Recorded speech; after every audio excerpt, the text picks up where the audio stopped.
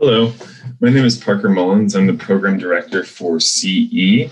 A couple of things I'll talk about throughout this presentation: some program background, a little bit about our fellows model and teacher leadership, the descriptions of each of our cohorts, different strategic priorities that we have for our fellows programs. Please send us any questions you have after viewing this webinar.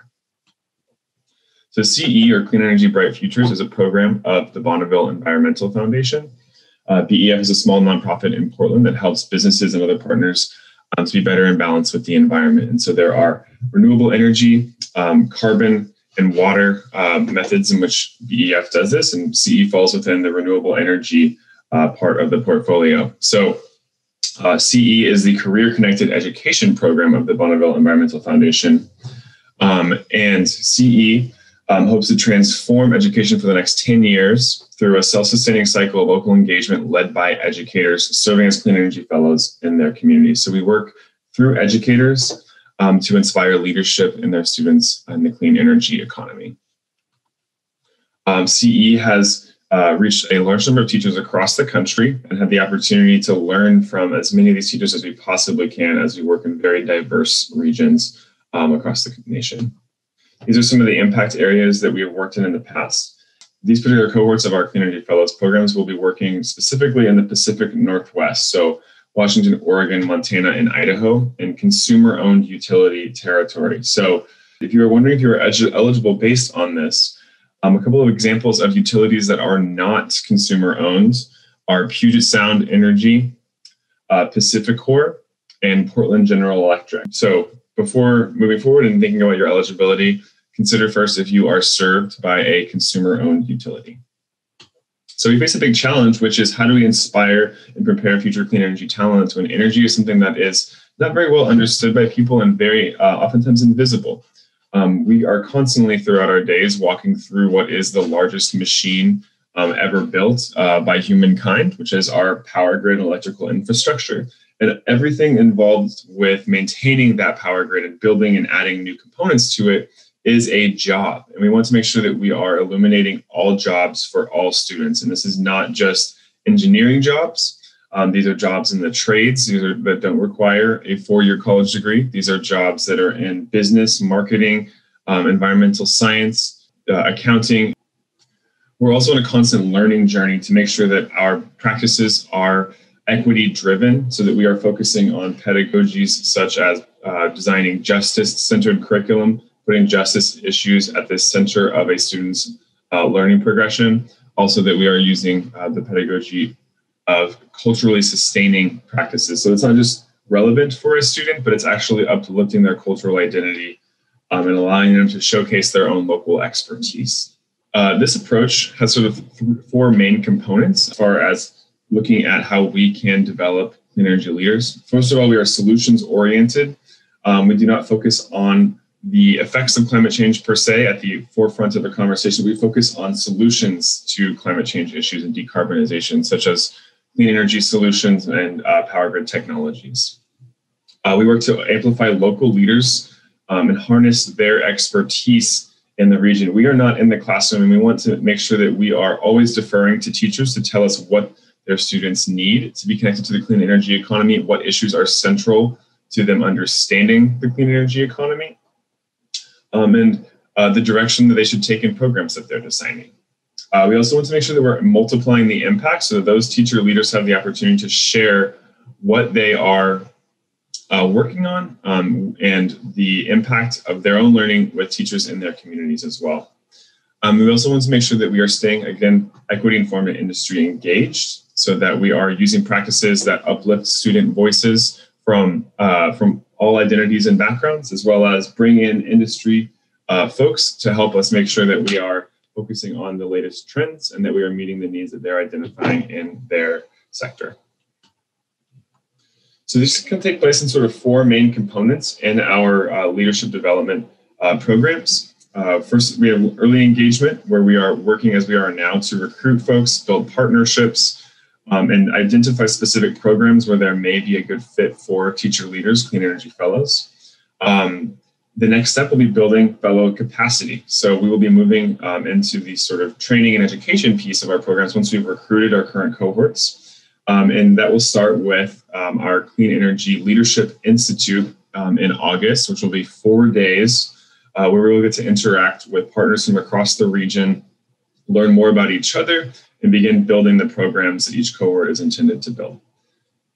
The next phase that we will sort of co-implement and co-create with you is the solid implementation phase, where fellows are delivering their action plans or developing curriculum specifically for their cohort's mission. And then we always want to make sure that we are evaluating the work that our fellows have completed and helping them identify ways to improve upon their practices.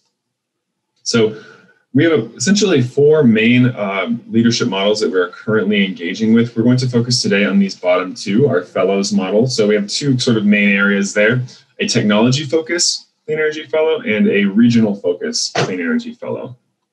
These 2 types of fellows are part of the same broader network or leadership network in which those fellows will be able to interact with each other, apply for additional funds following their fellow year, and continue their leadership engagement and the showcasing of what they have learned and developed, whether it be through conferences, industry networks, things like that. So specifically for 2021 to 2022, these are the cohorts that we are currently recruiting for. We have our Pacific Northwest, or our regional clean energy fellows. We have our electric vehicle clean energy fellows, and we have our water power clean energy fellows. Our Pacific Northwest Clean Energy Fellows is a cohort that is currently operating right now in its first year, and they're specifically focusing on developing customized regional action plans. So these are unique projects that the fellow will design in collaboration with their peers in CE that are aligned to our strategic priorities that I will go over later. Essentially, these strategic priorities intend to have teachers developing action plans that connect their students to the clean energy economy in a way that is equitable, self-sustaining, and that spreads throughout their region. We work with these educators throughout the year and coaching and consulting with them individually, as well as having them discuss their action plan and implementation with their peers. And we assess them sort of milestone by milestone, as you would in a grant implementation cycle. So currently, some examples of action plans that are currently underway in the Pacific Northwest through our current cohort. We have educators who are working on career days for their students. We have educators who are working on developing curriculum for their school district. We have teachers who are working on developing after-school engineering challenges. And all of these are aligned to the strategic priorities and are unique regionally focused action plans. So what it looks like in the midst of an implementation cycle is we have each of our fellows, you could imagine, as the orange circles, in their own professional learning communities with their own individual energy resources, their own individual energy careers, and a specific utility partner that they get to work with throughout the implementation cycle. When they come together as a cohort, we make sure that we are providing them one-on-one consulting, training, and any background content that they may need to be successful. Connecting them with industry partners that BEF has many of throughout the Northwest through historic projects, and again, facilitating peer collaboration. So we will assess your milestones and thinking about them in both outputs and outcomes. So what are the products of the implementation and what are the longer term impacts of that implementation of your action plan? Our Water Power Fellows is a really cool, unique opportunity taking place this year, focusing on a specific topic area within talent development. So resulting from conversations that we have had with the Department of Energy and the National Renewable Energy Lab, CE decided to have a specific cohort focusing on hydropower and marine renewable energy technologies, which we are categorizing under water power. So the primary focus of this cohort will be focusing on curriculum development and also bringing collaborative partnerships as part of a workforce hub. So these conversations with the Department of Energy and NREL are essentially around the development of a talent development hub. This is a collection of partners that are all engaged in identifying best practices and routes to getting folks into the next generation of the water power workforce. So CE will be will be overseeing the development of this first water power hub, and the fellows will be a strong component of that hub, providing curriculum to move forward with in the development of new hubs, as well as consulting with industry partners, providing their own insights to industry partners, and essentially being thought leaders in the education space as it relates to building out that workforce. So part of the examples of folks that will, a critical part of this will be incorporating tribal voices, Pacific Northwest history, issues of justice, and a realistic vision of what a water power future will look like in the Pacific Northwest, whether it is talking about small-scale, low-impact hydropower, pumped storage, innovative marine renewable energy, and other specific technologies.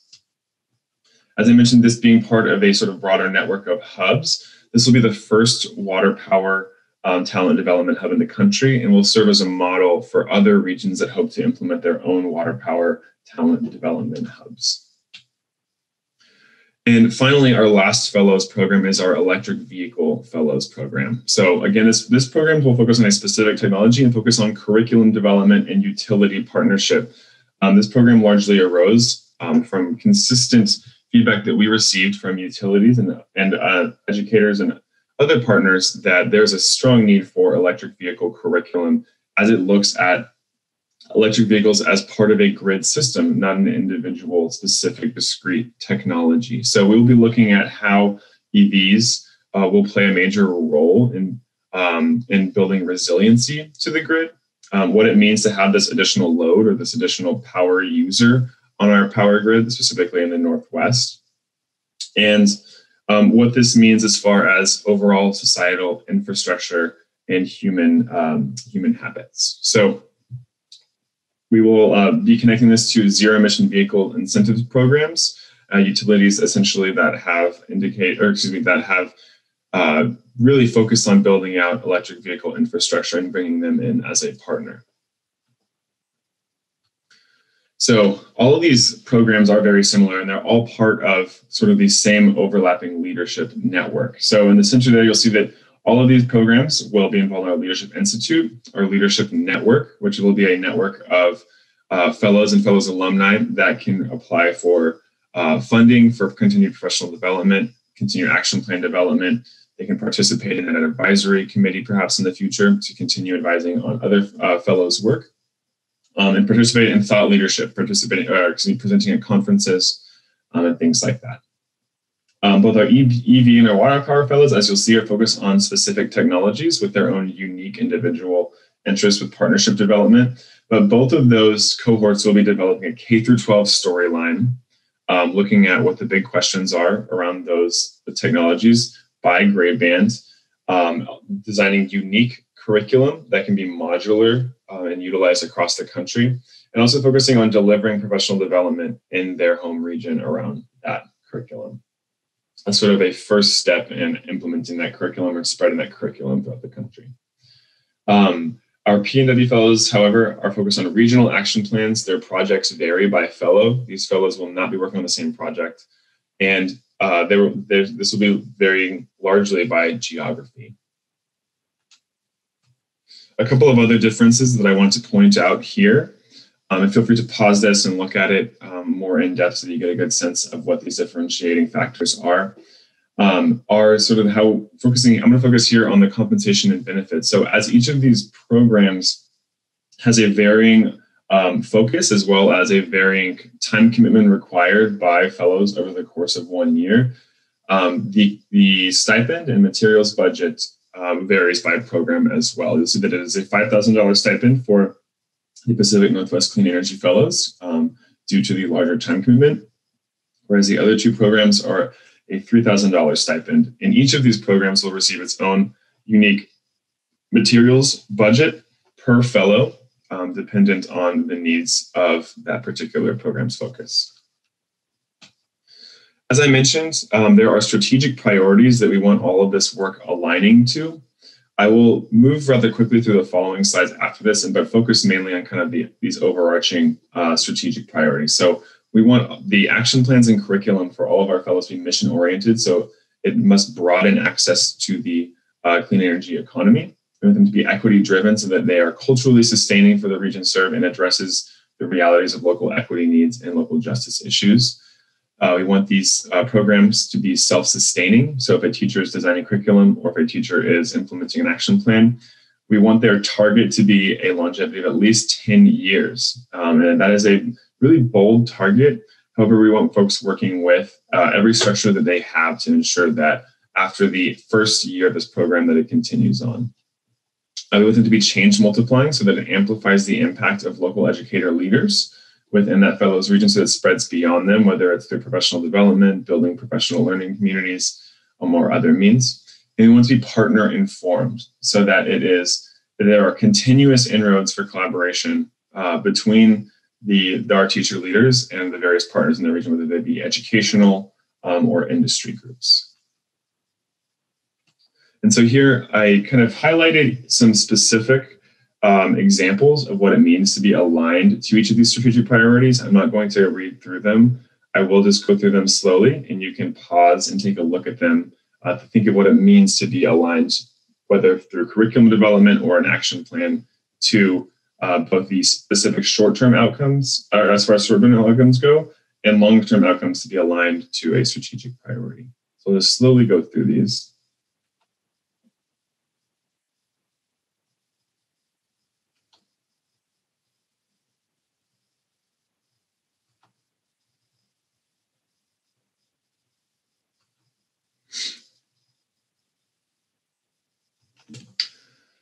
So this slide kind of just outlines what it means for us to have real world storylines. So if a teacher is working with, let's say, on curriculum, we want them to think about their students as having sort of a continuous storyline progression where students are engaged in solutions to localized relevant systemic issues throughout their K through career trajectory so that they understand the complexities of some of these local energy issues that are that surround them. And from that process, more broadly, we want a more informed critical citizenry to make decisions around some of the complex energy issues that we're facing in the Northwest.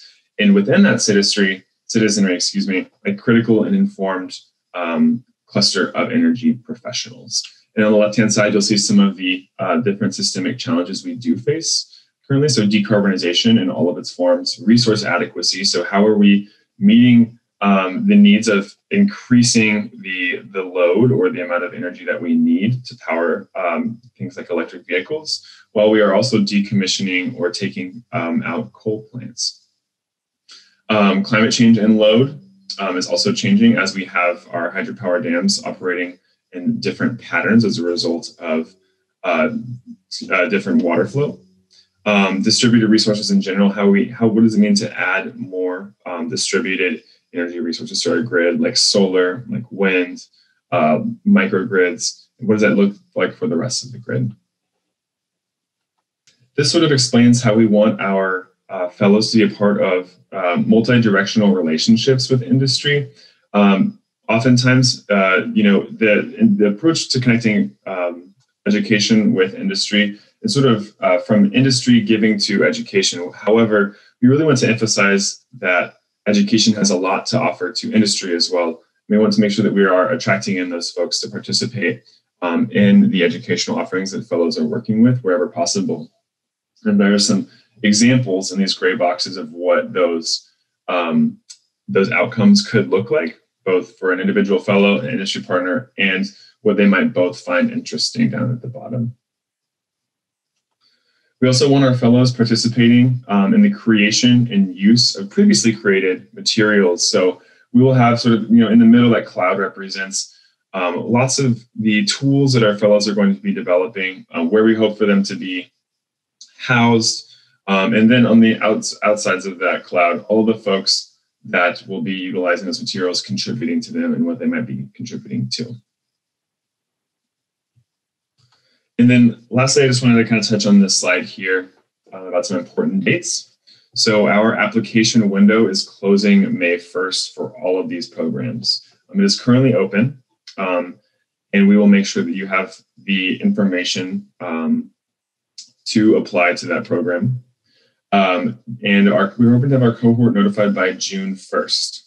That is so we can get this cohort aligned to some of what we're hoping for hoping to plan for our Leadership Institute, and really cater that Leadership Institute to them and their needs, which takes place August 9th, 10th, 16th, and 17th. Those will be full days, and they will be virtual full days.